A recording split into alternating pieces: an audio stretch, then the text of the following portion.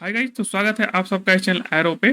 तो इस वीडियो में बात करने वाले हैं स्विंग ट्रेडिंग के लिए स्टॉक जो कि चार्ट पैटर्न पे यहाँ पे अच्छा ब्रेकआउट आते हुए दिखाई दे रहा है। आने वाले दिनों में यहाँ पे अच्छा रिटर्न यहाँ पे एक्सपेक्ट करके चल सकते हैं। साथ में देखेंगे निफ्टी का एनालिसिस ताकि समझ सके कि आने वाले दिनों में निफ्टी किस तरह से यहाँ मूव करते हुए दिखाई देगा और वो कौन सा इंपॉर्टेंट लेवल है जिसपे हमें ध्यान में रख के चलना चाहिए। तो आइए शुरू करते हैं निफ्टी के चार्ट से। तो ये है निफ्टी का डेली चार्ट। अगर डेली चार्ट को देखोगे तो मैं बहुत दिनों से बता रहा हूँ कि जो राइजिंग चैनल है उसी के ऊपर यहाँ पे सपोर्ट लेके निफ्टी यहाँ पे चलते हुए दिखाई दिया है। पर पिछले वीक क्या हुआ था कि यहाँ पे जो ब्रेकडाउन आया था लगभग 6 सितंबर को, तो यहाँ पे लोग थोड़ा सा पैनिक क्रिएट हुआ था क्योंकि ब्रेकडाउन होने के बाद क्या करेंगे कि यहाँ पे देखेंगे कि जो निफ्टी का जो अब न्यू हाई लगा है तो लगभग जो है आपका 25,790 का है।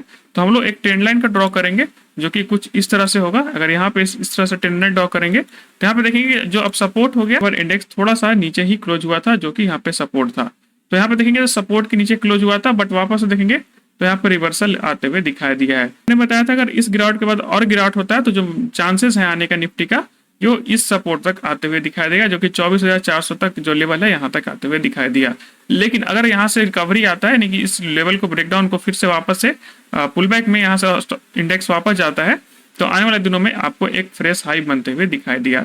तो उसी तरह देखेंगे यहाँ से जो है गिरावट था उसको फेल करते हुए दिखाई दिया और यहाँ पे देखेंगे निफ्टी जो है यहाँ पे स्ट्रॉन्ग क्लोजिंग के साथ 1.48% का यहाँ पे हाई लगाते हुए दिखाई दिया है। तो यहाँ पे देखिए निफ्टी वापस से स्ट्रॉन्ग हो गया, आपका जो 25,500 का जो लेवल है यहाँ पे शिफ्ट होते हुए दिखाई देगा। बाकी सब जो लाइन है उसको हम लोग डिलीट कर देंगे ताकि आने वाले दिनों में हम लोग को अब एक नया सपोर्ट को यहाँ पे ध्यान में रख के चलना है। तो अब हमारे लिए इंपॉर्टेंट लेवल क्या हो गया, ये है आपका 25,500 का जो लेवल है यहाँ पे जरूर जो ये लेवल है यहाँ पे ध्यान में रख के चल सकते हैं। तो ये है निफ्टी का एनालिसिस। आप वीकली चार्ट देखेंगे तो बहुत ज्यादा कोई निगेटिव ट्रेंड नहीं है, कंटिन्यू देखेंगे तो यहाँ पे अप ट्रेंड ही निफ्टी में बनते हुए दिखाई दिया है। तो आने वाले दिनों में निफ्टी का चार्ट का जरूर एनालिसिस करिए ताकि जो मार्केट में गिरावट का डर रहता है उसको आप यहाँ पे समझ सके। तो आइए आप देखते हैं पहला स्टॉक। तो ये है एसआई इंडिया ग्लास का वीकली चार्ट। तो अगर वीकली चार्ट को देखेंगे तो यहाँ पे एक बड़ा कैंडल का ब्रेकआउट आते हुए दिखाई दे रहा है जो कि 13% का यहाँ पे कैंडल बनते हुए दिखाई दिया है। तो यानी कि जो ब्रेकआउट है यहाँ पे स्ट्रॉन्ग है। तो आइए समझते हैं इसका चार्ट और देखते हैं कि किस तरह से यहाँ पे चार्ट पे दिख रहा है ब्रेकआउट। तो यहाँ देखेंगे जो 2022 में हाई लगा था लगभग सितंबर 2022 में, उसके बाद गिरावट आया और यहाँ से स्टॉक ऊपर गया। फिर यहाँ पे जो प्राइस था लगभग 632 रुपए था, उसके बाद फिर से गिरावट हुआ।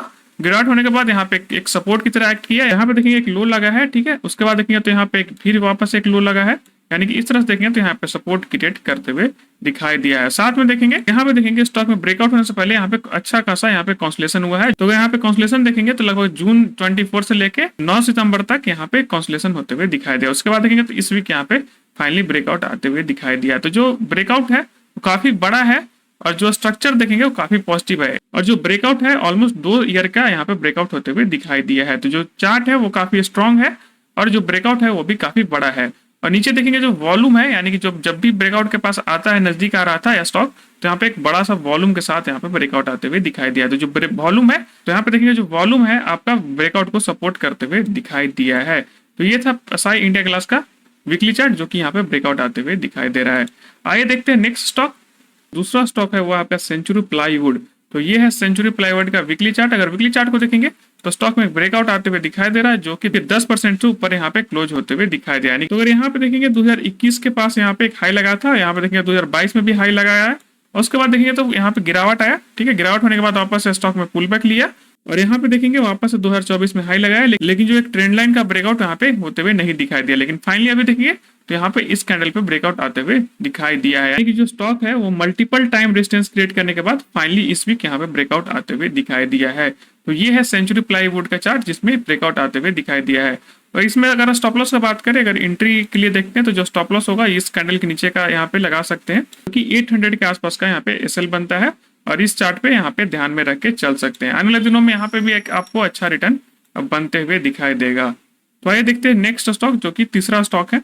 तो ये तीसरा स्टॉक है वो आपका वाटेक वायबैग। तो ये है इसका डेली चार्ट। अगर डेली चार्ट को देखेंगे तो यहाँ पे एक चैनल क्रिएट होते हुए दिखाई दिया है और यहाँ पे उसी का ब्रेकआउट आते हुए दिखाई दिया है जो कि लगभग स्टॉक में क्लोजिंग हुआ है 8% यहाँ पे ऊपर क्लोज होते हुए दिखाई दिया है। यानी कि जो ब्रेकआउट है इस लेवल पे आते हुए दिखाई दिया है।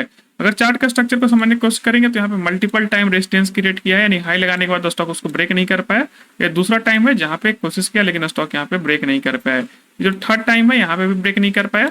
और नीचे देखेंगे तो यहाँ पे एक लो लगाने के बाद वापस से इस लो को टेस्ट किया, उसके बाद यहाँ भी लो को टेस्ट किया और यहाँ भी ऑलमोस्ट लगभग टेस्ट किया। तो ऑलमोस्ट सिमिलर टाइप का स्ट्रक्चर है। यहाँ भी देखेंगे एक रेजिस्टेंस है जो कि यहाँ पे ब्रेक नहीं हो पाया।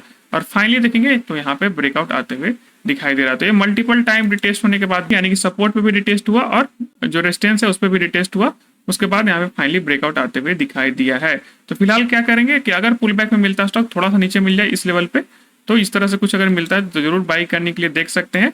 नीचे वॉल्यूम भी देखेंगे तो जो वॉल्यूम है ब्रेकआउट को यहाँ पे सपोर्ट करते हुए दिखाई दिया है। तो आने वाले दिनों में इसको भी ध्यान में रख सकते हैं। ये देखेंगे तो ऑलमोस्ट चैनल ही दिखाई दे रहा है। अगर देखेंगे तो ये जो पैटर्न है ऑलमोस्ट आपका चैनल दिखाई दे रहा है। तो चैनल का भी देखेंगे तो अच्छा खासा यहाँ पे एक वैल्यू है, यानी कि यहाँ पे आने वाले दिनों में अच्छा रिटर्न बना के दे सकता है। तो आइए देखते हैं आप चौथा स्टॉक। तो ये है फोर्थ स्टॉक जो कि आपका हिंदुस्तान फूड। तो अगर इस चार्ट को देखेंगे तो यहाँ पे जो है एक ब्रेकआउट आते हुए दिखाई दे रहा है, जो कि लगभग 14% का यहाँ पे कैंडल है, उसी का ब्रेकआउट आते हुए दिखाई दे रहा है। अगर चार्ट का स्ट्रक्चर का समझने की कोशिश करेंगे तो स्टॉक में देखेंगे तो ये स्टॉक थोड़ा सा जो है आपका रेंज बाउंड है, यानी कि जो कॉन्सलेशन स्टॉक में बहुत होते हुए दिखाई दे रहा होगा।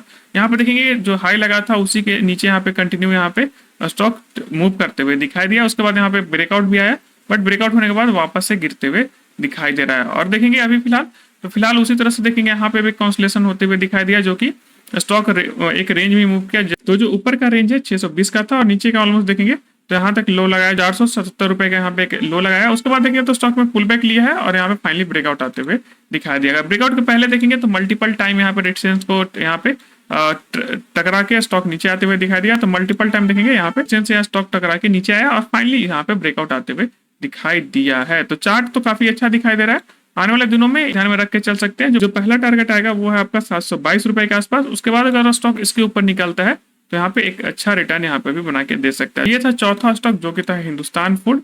तो आने वाले दिनों में इस स्टॉक को भी ध्यान में रख के चल सकते हैं। तो इस वीडियो में हम लोगों ने निफ्टी का एनालिसिस किया और साथ में 4 स्विंग ट्रेडिंग के लिए स्टॉक देखा, जो कि अच्छा ब्रेकआउट आते हुए दिखाई दे रहा है। ध्यान रखिएगा कि अगर जो स्टॉक काफी ज्यादा चल चुके हैं, यानी कि जैसे कि असाई इंडिया क्लास 13% अप था, तो अगर वो नीचे रिटेस्ट लेवल पे आता है तभी आप बाई करने के लिए देखिएगा, वरना फिलहाल जो है अभी थोड़ा सा अवॉइड करके चलिएगा, क्योंकि ऐसे भी मार्केट में करेक्शन होते हुए दिखाई देता है और वहां पे स्टॉक आपको इजीली अच्छे लेवल पे मिलते हुए दिखाई देगा। रिटेस्ट पे क्वांटिटी ऐड करने के लिए देखिएगा और स्टॉप लॉस को जरूर फॉलो करिएगा। तो अगर बेस्ट चार्ट का बात करें तो मुझे जो सबसे अच्छा चार्ट दिखाई दिया वो है आपका असाई इंडिया ग्लास का, जो कि यहाँ पे 2 साल के बाद यहाँ पे बड़ा सा ब्रेकआउट आते हुए दिखाई दे रहा है। तो इस वीडियो में इतना ही, मिलते हैं नेक्स्ट वीडियो में।